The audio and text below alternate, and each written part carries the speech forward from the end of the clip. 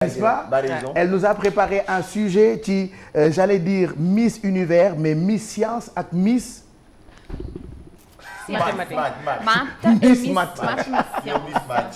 Voilà. On est dans l'univers de Miss toujours, mais Miss Intelligence, je dirais plutôt, parce que il y a eu, c'était à Gorée qui a eu lieu la première édition du camp scientifique des vacances qui a été organisée par le ministère de l'Éducation nationale en partenariat avec l'Agence italienne du développement de la coopération italienne du 27 août au 5 septembre 2016. L'initiative s'inscrit dans le cadre du projet d'appui à l'éducation féminine et l'empowerment des femmes pour un développement local inclusif, les PAF+. Le camp a regroupé 32 lauréates, donc les Miss Math et Miss Science, qui arrivaient de plusieurs régions du Sénégal, et les 9 meilleures filles de séries scientifiques des lycées cibles du projet PAF+. Tous ensemble, elles ont participé à différentes activités académiques, scientifiques et artistiques dans le cadre de l'école Mariam Abba. Et à présider la cérémonie, il y avait les ministres de l'Éducation Serim Baycham et le directeur de la coopération italienne Pasqualino Procacci.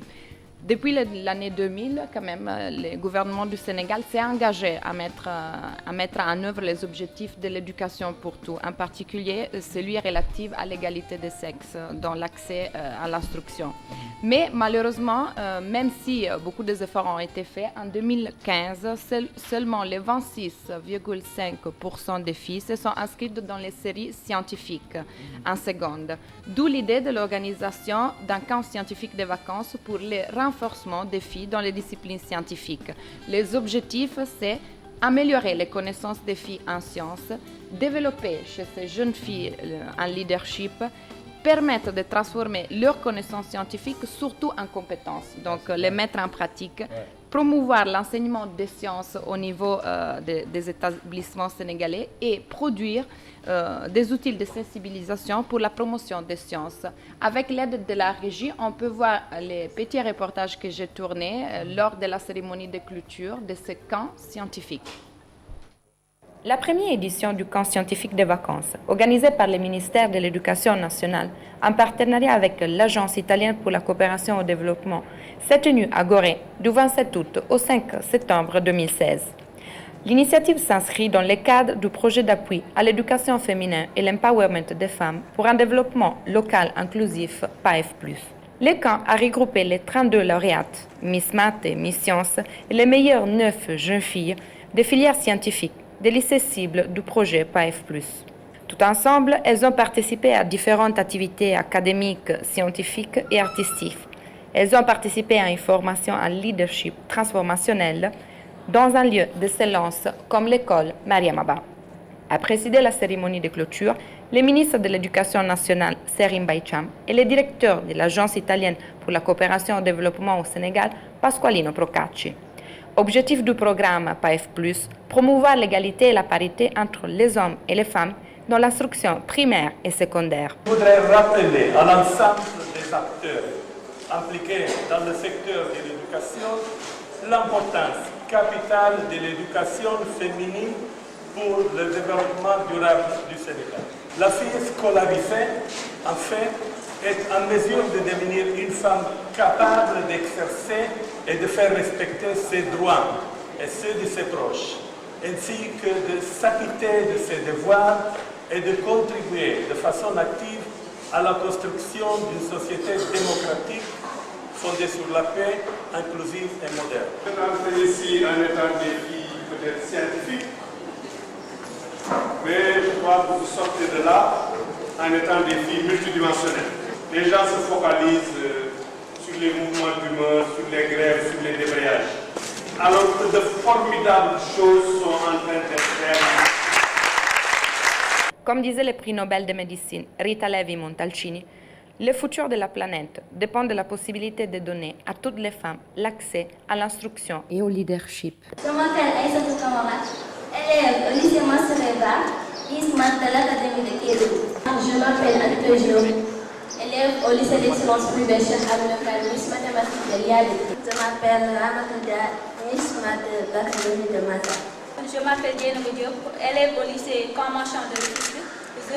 Je suis Miss Science de l'IADT. Dr. Rita Levi-Montalcini, On behalf of the Nobel Assembly at the Karolinska Institute, I wish to extend our warmest congratulations, and I ask you to receive your Nobel Prize in Physiology or Medicine from the hands of His Majesty the King.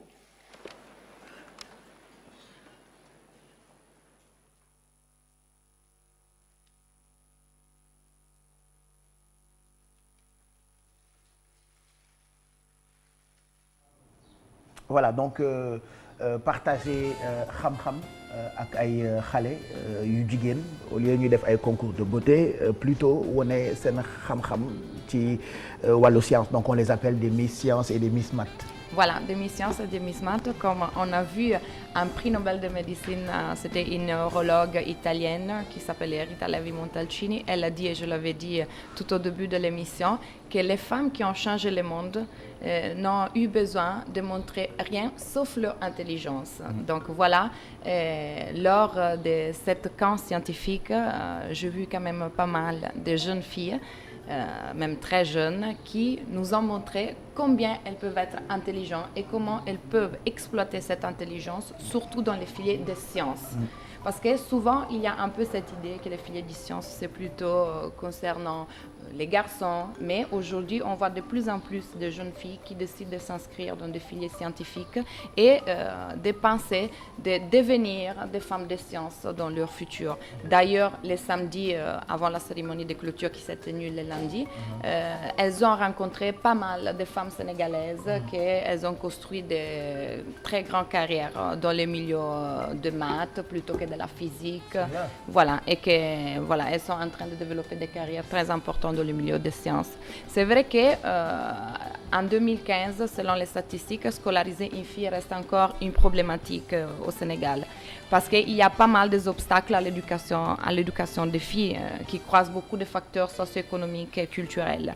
Parce que par exemple, dans les zones rurales, la perception encore, c'est perçu plutôt comme une dépense. Donc l'éducation d'une fille plutôt comme une dépense plutôt que comme un bénéfice.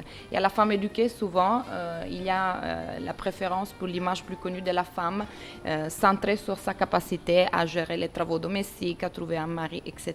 Dans les zones urbaines, la perception quand même de l'école est plus positive. Mais le taux de chômage encore, qui est très élevé de jeunes scolarisés, n'aide pas à considérer l'école comme un instrument de promotion sociale. Et pourtant, les études qu'ils ont faites par des sociologues plutôt que par des économistes ou des anthropologues démontrent que la scolarisation des filles contribue au renforcement de la promotion sociale. Elle fortifie le processus d'autonomisation quand même sociale, économique et politique des femmes.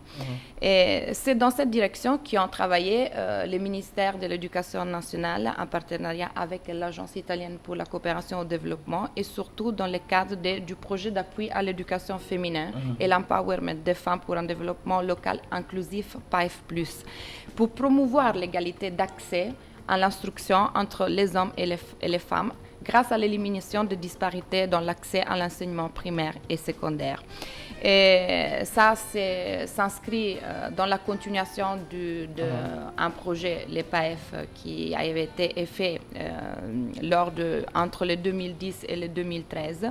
Et dans cette première phase, les projets PAEF avaient travaillé dans les régions surtout de Dakar, Fatick, Diourbel et Louga. Elle avait impliqué 80 écoles primaires et 20 000 filles bénéficiaires.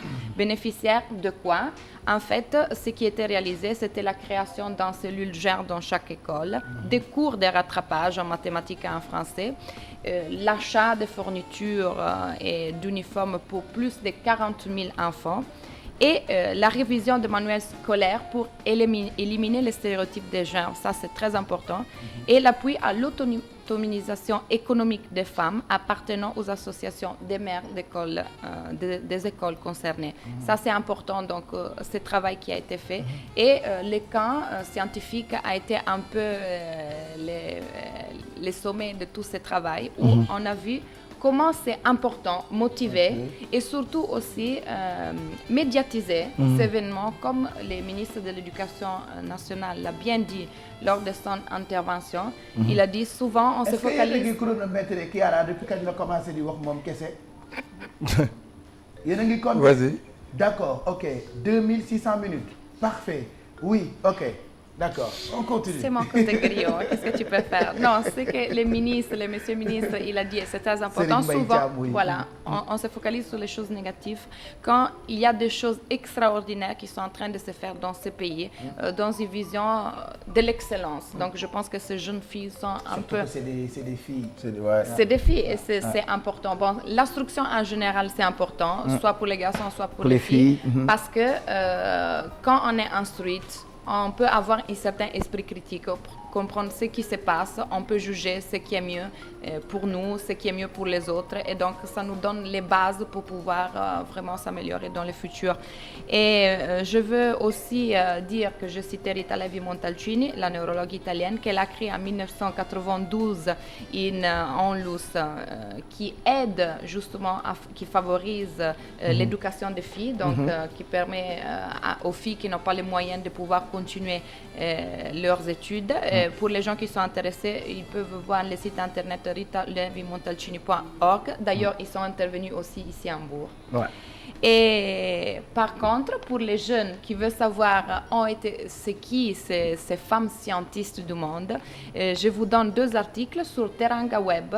Donc, terangaweb.com, vous trouvez un article, les 20 plus jeunes femmes de pouvoir en Afrique. D'accord. Il y en a pas mal. Voilà. Et puis, un dernier, vous pouvez aussi trouver sur le site discover/r.com, c'est les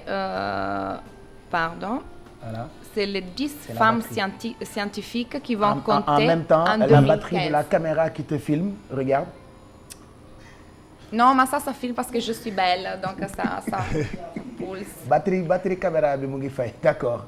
Oui, donc tu disais... Vas-y. Les 2 articles pour les gens qui veulent connaître les femmes plus influentes dans le monde de sciences ou les femmes de pouvoir en Afrique, sur Teranga Web, vous pouvez les trouver. Voilà, et puis toutes les infos, vous pouvez les avoir sur la page Facebook de Chiara, concernant donc ces jeunes femmes ou ces jeunes filles qui ont participé à ce concours, pas de beauté, mais concours de Miss Science et Miss Math. Donc nous remercions toutes ces personnes qui assurent cette collaboration avec le Sénégal, notamment les autorités italiennes. Entre autres, il y a eu le ministre de l'Éducation sénégalais, Serigne Mbaye Thiam, que nous remercions d'ailleurs.